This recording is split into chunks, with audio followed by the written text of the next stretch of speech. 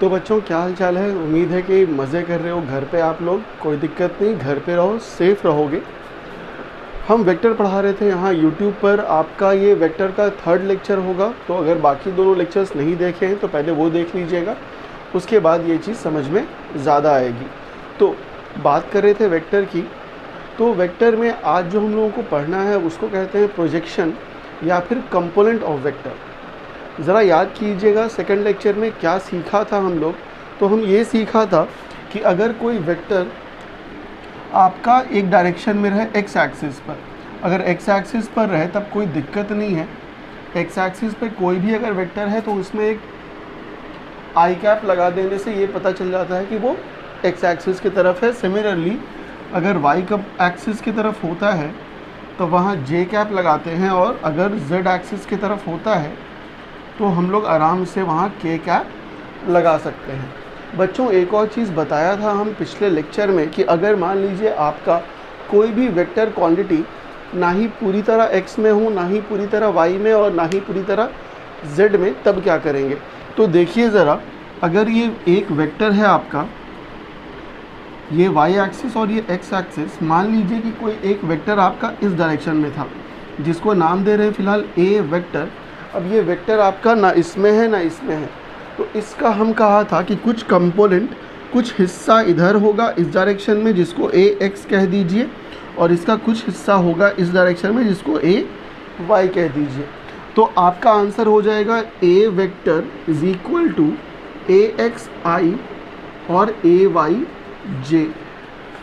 Similarly अगर मान लीजिए कोई वेक्टर आपका तीनों डायरेक्शन में है, बीच में यहाँ से इधर जा रहा है, ना ही एक्स में जा रहा है, ना ही वाई में और ना ही जेड में, तब उसमें क्या कीजिएगा, वो वेक्टर ए वेक्टर कहलाएगा ए X I plus A Y J plus A Z के। जहाँ पर ए एक्स ए वाई और ए जेड को, या यहाँ देख लीजिए, ए एक्स ए वाई और ए जेड को क्या कहा था, हम कहा था कंपोनेंट है, उसका हिस्सा है, जो कि एक्स एक्सिस की तरफ है, वाई एक्सिस की तरफ है और जेड एक्सिस की तरफ है। तो हम आज आपको ये बताने वाले हैं कि आखिर ये हिस्सा निकलेगा कैसे। सिंपल सी बात है, बहुत आसान सा टॉपिक है, ज़रा देखिएगा तो आपको समझ में आ जाएगा।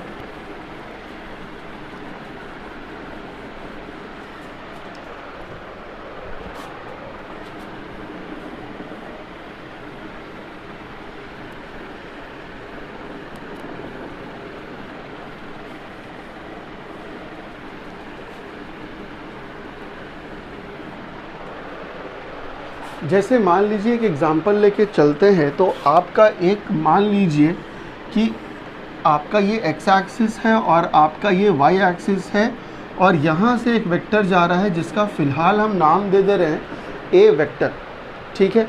और ये एक्स एक्सिस के साथ कुछ एंगल बना रहा है, मान के चलते हैं कि वो एंगल कितना है, थीटा। तो इस केस में आप क्या कीजिएगा, ज़रा ध्यान से देखिएगा। अगर ये एंगल थीटा है तो व्हाट शुड बी दिस, ये एंगल कितना होना चाहिए, ये होना चाहिए 90 माइनस थीटा। ये तो रॉकेट साइंस था नहीं, आराम से समझ में आ जाएगा, ये थीटा तो ये 90 माइनस थीटा। आपको एक बात हमेशा याद रखनी है कि आपको कॉस पकड़ के चलना है। कॉस पकड़ के चलना है मतलब क्या हुआ, अगर देखिए इसका हम यहाँ से एक परपेंडिकुलर ड्रॉ करते हैं और यहाँ से एक और परपेंडिकुलर ड्रॉ करते हैं, तो इस ए वेक्टर ने इतना हिस्सा कैप्चर किया हुआ है एक्स की तरफ और इतना हिस्सा कैप्चर किया हुआ है वाई की तरफ। इसको अगर डोनेट कर दे तो कुछ ऐसे कर सकते हैं, ठीक है। तो ये हिस्सा जो होगा वो कहलाया ए एक्स और ये हिस्सा कहलाया ए वाई। इसी को कहते हैं कंपोनेंट ऑफ वेक्टर या फिर प्रोजेक्शन ऑफ वेक्टर। तो लिखने का तरीका क्या होगा, लिखने का तरीका तो सिंपल है, ए वेक्टर बराबर हो जाएगा ए X I plus A Y J. Confirm, कोई दिक्कत नहीं। ए एक्स की वैल्यू कैसे निकालेंगे और ए वाई की वैल्यू कैसे निकालेंगे, ठीक है। तो आपको हमेशा याद रखना है कि जिधर भी आपको थीटा दिखाई दे वहाँ पे आप ले लीजिए कॉस थीटा। मतलब क्या हुआ कि ए एक्स की वैल्यू हो जाएगी, जो मैग्नीट्यूड इसका होगा वो होगा ए का मैग्नीट्यूड, और साथ में लगा दीजिए कॉस थीटा। सिमिलरली अगर ए वाई की वैल्यू आपको चाहिए तो ए वाई के साथ क्या लगाइएगा, ए का मैग्नीट्यूड और कॉस 90 माइनस थीटा, क्योंकि इधर एंगल कितना है 90 माइनस थीटा। तो ये कॉस 90 माइनस थीटा, या इसको और आसान भाषा में अगर देखें तो लिखा जा सकता है ए साइन थीटा। बच्चों ये आपने 10th क्लास में पढ़ा है कि cos 90 minus theta is always equal to sine theta. तो यहाँ से आप देखिए आपके दो कंपोनेंट मिल गए। पहला कंपोनेंट आपको ये मिला और दूसरा कंपोनेंट आपको मिला A Y is equal to this much. तो यहाँ से आप आराम से यहाँ लिख सकते हैं ए वेक्टर की वैल्यू हो जाएगी, ए एक्स की जगह लिख देना है ए कॉस थीटा आई, और ए वाई की जगह लिख देना है ए साइन थीटा जे। तो ये कुछ इस तरीके से लिखाता है कंपोनेंट या फिर projection of a vector. Simple सा मतलब है, मान लीजिए कि आपके पास एक फोर्स था, ये फोर्स आप ऐसे लगा रहे हैं, मान लीजिए इस फोर्स की वैल्यू जो है, ये सिर्फ मैग्नीट्यूड लिख रहे हैं हम 15 न्यूटन। इस फोर्स की मैग्नीट्यूड कितनी है? 15 न्यूटन। ठीक है, याद आ रहा ना कुछ? देखो ट्रॉली को ऐसे ही लेके जाते हो, ऐसे ना पकड़ के लेके जाते हो, तो ट्रॉली पे फोर्स यही लगाते हो ना। अब मान लो कि ट्रॉली को तुमने ये 60 डिग्री पे पकड़ के रखा है ऐसे, तो तुम फोर्स किधर दे रहे हो उसको? तुम फोर्स दे रहे हो इस डायरेक्शन में। अगर कोई पूछे कि इस फोर्स को बताइए आप वेक्टर फॉर्म में कैसे लिखिएगा, तो कुछ नहीं करना, एकदम आसान है। आपके पास ये 60 है ना, तो ये कितना हो गया? ये 90 माइनस 60 मतलब 30 हो गया। चलो उससे मतलब नहीं है फिलहाल। F की वैल्यू इतनी, 15 न्यूटन से ट्रॉली को खींच रहे हो, ट्रॉली को टिकाया रखा हुआ है कितने पर? 60 डिग्री पर। तो अगर F वेक्टर आपको लिखना है, इस 15 न्यूटन को आपको वेक्टर फॉर्म में लिखना है, तो कभी ये गलती मत करना कि 10 न्यूटन प्लस 5 न्यूटन हो गया। ऐसा नहीं होता वेक्टर में। वेक्टर में ऐसा बिल्कुल नहीं होता, क्योंकि वेक्टर में डायरेक्शन का बहुत बड़ा फ़र्क पड़ता है। इस वजह से तुम F वेक्टर को क्या लिखोगे? F वेक्टर को लिखोगे Fxi प्लस Fyj, करेक्ट? ठीक है। अब Fx की वैल्यू कैसे लिखोगे? तो Fx की वैल्यू, F यहाँ है ना 15 न्यूटन, और ये x की तरफ कितना एंगल बना रहा है? F की तरफ एंगल कितना बना रहा है? 60 डिग्री। तो यहाँ Fx की जगह लिखोगे तुम 15 cos 60 i प्लस Fy क्या होगा? तो Fy देखो क्या होगा, चाहे तो तुम ऐसे कर लो cos 90 माइनस 60 मतलब cos 30 आएगा, या फिर तुम एक काम करो, कुछ वैसा करने की ज़रूरत नहीं है। तुम ये 60 दिख रहा ना, इधर cos ले लिया ना, इधर sin ले लो, बात खत्म। ये हो जाएगा F sin 60 j। तो that will be your force. आ गया एकदम हलवा। कौन सा हलवा? सूजी का हलवा। बहुत जल्दी बनता है। तो कितना जल्दी बना देखो, है ना हलवा।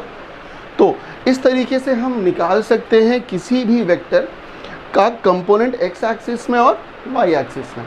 मान लो कि यही आपका वेक्टर जो था वो 3 एंगल्स में अगर होगा, तब क्या करोगे?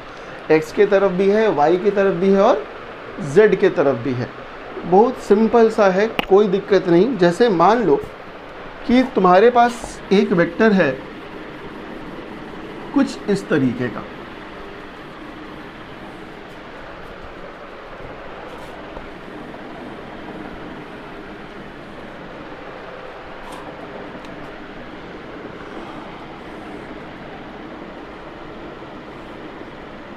ये एक्स एक्सिस है, ये वाई एक्सिस और ये जेड एक्सिस। फिर से एक वेक्टर ही लेते हैं, और ये जो फोर्स है देखो ज़रा कैसे है। ये फोर्स ऐसे है, ठीक है। ये ना ही एक्स वाई प्लेन में है, ना ही वाई जेड में है, ना ही एक्स जेड प्लेन में है, बीच में। जैसे होता है ना रूम का, एक रूम का इस हिस्से से लेके उस हिस्से को जोड़ दो, तो ये ऐसे ना ही पूरा का पूरा एक्स में है, ना ही पूरा वाई में, और ना ही पूरा जेड में, बीच में ऐसे। तो कुछ उस तरीके से है। अब बनाना कैसे? इसको बनाना तो यही पड़ेगा हमको, कुछ ऐसे। अब इस वेक्टर का मान लो ये ए वेक्टर है, अब इस वेक्टर का 3 एंगल होगा यहाँ पर। एक एंगल वो एक्स के साथ बनाएगा, एक एंगल वाई के साथ बनाएगा, और एक एंगल जेड के साथ बनाएगा। हम मान के चलते हैं कि एक्स के साथ जो बना रहा है that angle is alpha, Y के साथ जो बना रहा है दैट एंगल इज बीटा, और जो z के साथ बना रहा है उसको ऐसे कर देते हैं कितना, गामा। ठीक है, अल्फ़ा बीटा गामा। ठीक है, alpha beta gamma Greek alphabets होते हैं, जैसे ABCD यहाँ होता है ना, वो ग्रीस में अल्फ़ा बीटा गामा होता है।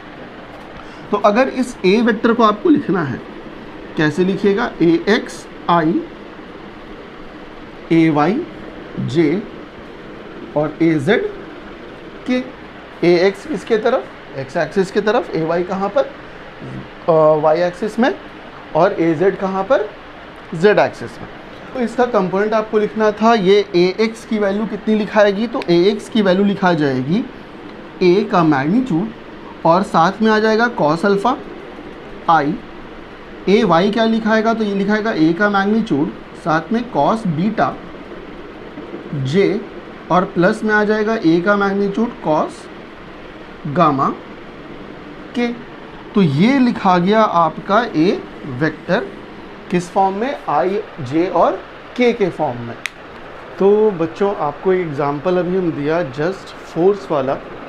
फोर्स जैसे क्वेश्चन ये था कुछ इस तरीके से, ट्रॉली को ऐसे लेके गए, F बराबर 15 न्यूटन और ये एंगल 60, तो F वेक्टर आपका क्या आया था, 15 cos 60 I और 15 sin 60 J। ठीक, कोई दिक्कत नहीं। ये किधर है, यहाँ से लेकर के यहाँ तक, ये 15 cos 60 किधर, ये आपका x डायरेक्शन में और ये हो गया आपका y डायरेक्शन में। ठीक, कोई दिक्कत नहीं।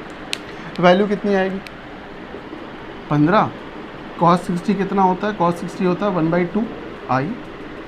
ठीक है, ये 15 और sin 60 कितना होता है, √3/2 J। ठीक, तो इसको कितना लिख देंगे, 7.5 या चलो 15 ही रहने दें, कोई दिक्कत नहीं। 15/2 और 15 √3/2। ठीक, 15/2 I और ये हो जाएगा 15/3/2 J। ठीक है, कहने का क्या मतलब हुआ, कहने का मतलब ये हुआ कि ये 15 था तो ऐसे नहीं टूटता कि 10 यहाँ 5 यहाँ या 5 यहाँ 10 यहाँ, ऐसे नहीं टूटता। ये टूटता है कुछ इस तरीके से, 15 cos 60 और 15 sin 60। ठीक है, अब देखो ये जो कंपोनेंट तुम्हारा आया है ये एक्स एक्सिस और वाई एक्सिस की तरफ है। हम तुमको पिछले एक लेक्चर में क्या बताया था, पिछले हम लेक्चर में ये बताया था कि आप मैग्नीट्यूड को कैसे फाइंड आउट करते हैं और यूनिट वेक्टर को कैसे फाइंड आउट करते हैं।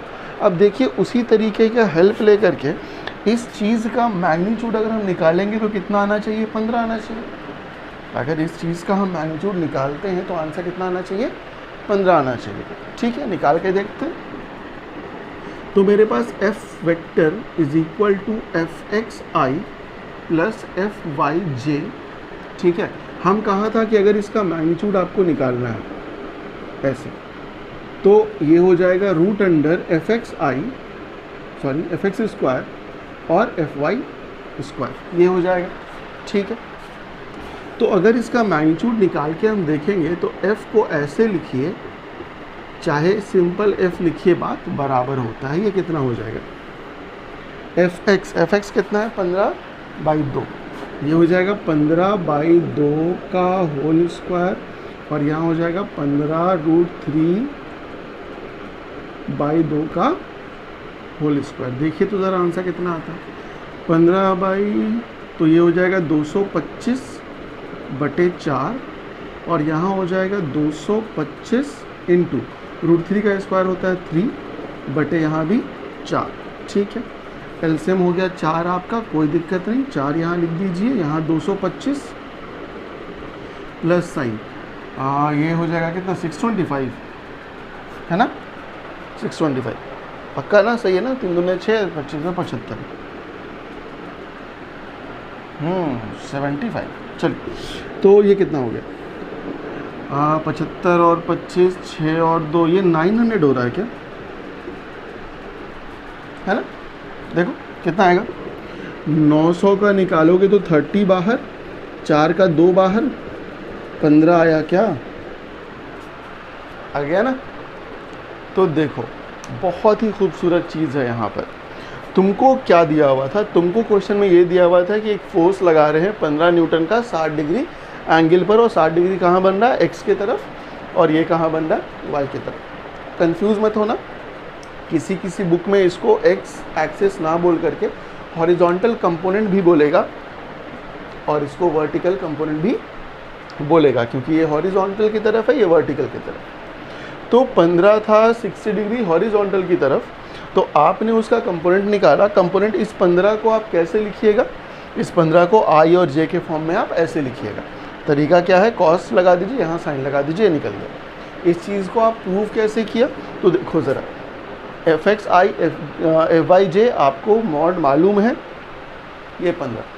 तो किसी वेक्टर को लिखने का दो तरीका आप अभी तक जान लिया। पहला तरीका क्या होगा, पहला तरीका इस वेक्टर को लिखने का आप सिंपल ऐसे बोल सकते हैं कि a force of 15 Newton making 60 degree with x axis. ठीक है, एक तरीका ये हो गया, यहाँ मैग्नीट्यूड भी आ गया और डायरेक्शन भी आ गया। और एक तरीका ये हो गया, हम लोग ये तरीका यूज़ करते हैं फिजिक्स को पढ़ने के लिए। तो कभी भी कोई भी वेक्टर आपको दिया रहे, ज़रूरी नहीं कि फोर्स ही दिया रहेगा, एक्सेलरेशन भी हो सकता है, वेलोसिटी भी हो सकता है, मोमेंटम भी हो सकता है, कुछ भी हो सकता है। तो आप उसको आई और जे के फॉर्म में, या के रहेगा तो के फॉर्म में अच्छे से लिख सकते हैं। ठीक है, अब आगे बढ़ते हैं कुछ और क्वेश्चंस की तरफ। देखिए,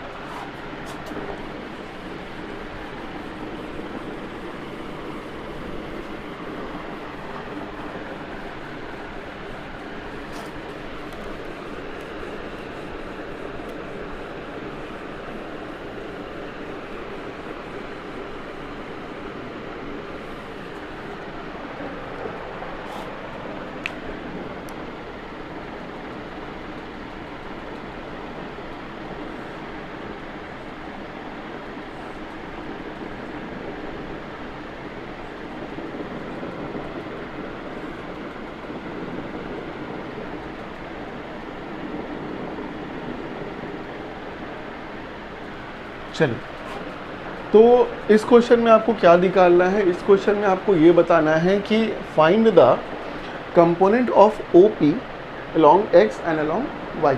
देखो, इसको हम टेढ़ा थोड़ा इसलिए बनाया है क्योंकि टेढ़ा भी क्वेश्चन में रहता है कभी कभी। तो आप यहाँ देखिए, एक्स एक्सिस यहाँ, वाई एक्सिस यहाँ, तो ये एंगल 90 होगा, जाहिर सी बात है। अब देखिए, ये जो ओ पी है आपका, ये ओ पी एक वेक्टर है, ठीक है, जिसका नाम क्या होगा, ओ पी वेक्टर। ठीक है, ये ओ पी वेक्टर है। अब ओ पी वेक्टर क्या है हमको नहीं मालूम, एक्सेलरेशन फोर्स कुछ भी हो सकता है, उस पर बहस नहीं है। इसका कंपोनेंट आपको निकालना है एक्स एक्सिस में और वाई एक्सिस में। ठीक है, तो अगर आप निकालें component of O P along X along O X, तो ये क्या हो जाएगा, आपको बस याद ये रखना है कि एंगल किधर है, जिधर भी एंगल रहेगा उधर कॉस ले लीजिए, कोई दिक्कत नहीं। तो कंपोनेंट जो OP का होगा वो किधर, एक्स एक्सिस की तरफ। आंसर क्या होगा, OP cos 30। ठीक है, और अगर कंपोनेंट ऑफ OP अलोंग बात किया जाए वाई एक्सिस के, ओ वाई, तो ये कितना हो जाएगा, अब तक तो सीख लिया होगा आप, OP sin 30। जो भी वैल्यू आ जाए, sin 30 और cos 30 की वैल्यू क्या होती है, तो cos 30 की वैल्यू होती है √3/2। तो OP का जो भी मैग्नीट्यूड होगा वो OP का मैग्नीट्यूड लिखाएगा और साथ में लिखाएगा √3/2 OP, जो भी मैग्नीट्यूड हो OP का, और यहाँ लिखाएगा 1/2 OP। बस क्लियर, आसान सा है। तो बच्चों, आज के ये लेक्चर यहीं पर ख़त्म हो रहा है। छोटा सा ही लेक्चर बना है, कम पढ़िए लेकिन सही पढ़िए, कोई दिक्कत नहीं है। अगला लेक्चर जल्दी ही आ जाएगा और अगला लेक्चर वेक्टर का सबसे ज़्यादा इम्पॉर्टेंट वेक्टर होगा आप लोगों के लिए, क्योंकि आपको हम ये बताएंगे कि किसी दो वेक्टर को ऐड कैसे किया जाता है। तो चैनल पे बने रहिएगा और देखते रहिए वेक्टर का लेक्चर्स। घर पे रहिए और सेफ रहिए। Thank you.